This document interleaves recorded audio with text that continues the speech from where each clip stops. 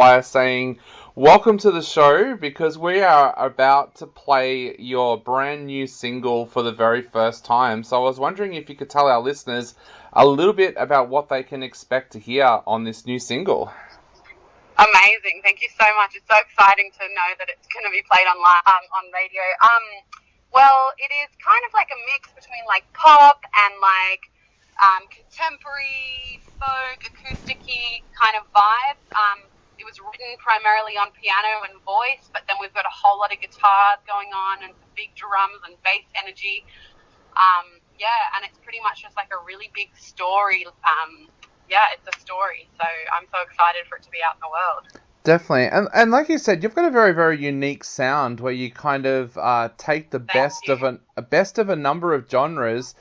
What kind of music did you grow up listening to, and how has your sound developed over the years?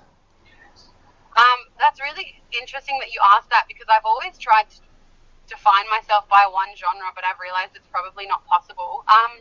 I grew up listening to a lot of like Missy Higgins, and I was really into music theatre as well growing up, which really shaped a lot of kind of how I write and how I tell stories. But then I've got kind of like a pop rock influence as well, like some good Charlotte and Simple Plan and Tonight Alive, who's an amazing Australian band. So yeah, quite diverse actually.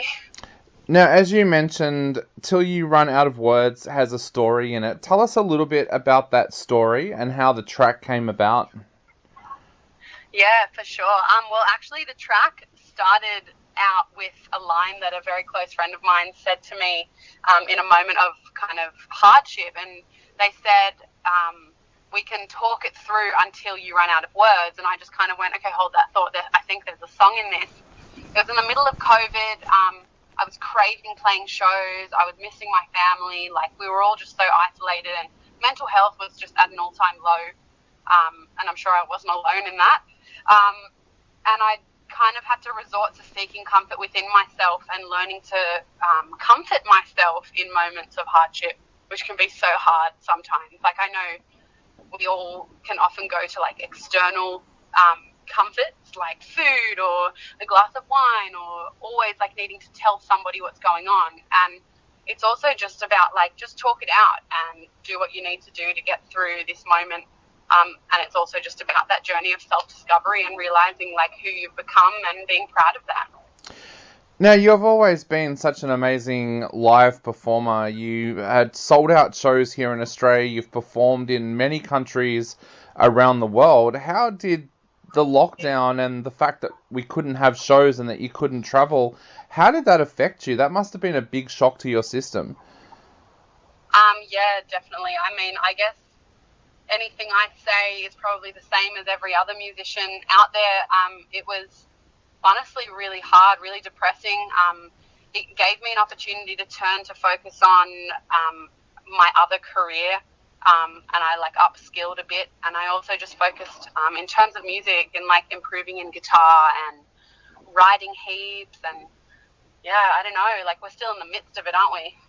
Yeah, it's still really, really strange. I've had other artists on my show today from other countries who are talking about the possibility of their shows being cancelled again, which is, I guess, a little bit strange for us here because we feel like we're kind of out of that now. But for you as an artist, are you still nervous that we may go into another lockdown or that we may have shows cancelled again? Yeah, absolutely. I think kind of sadly, I feel like I've learned to not put too much hope into the plans, which is like a devastating thing to say out loud. But I mean, the amount of energy, you would know, financial energy, emotional energy that you put into planning creative things, and then for them to be consistently cancelled for this number of years, like you sort of have to learn how to protect your energy. So I am very pumped for my tour that I've announced and all of that and this new single, but I'm also trying to tread carefully. It's a scary time, yeah.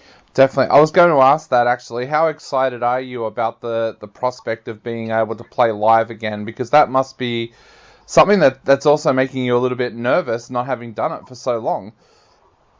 Yeah, absolutely. I was lucky to have fit in a new music preview show a couple of months back, which was a house concert style thing, which I ended up selling out.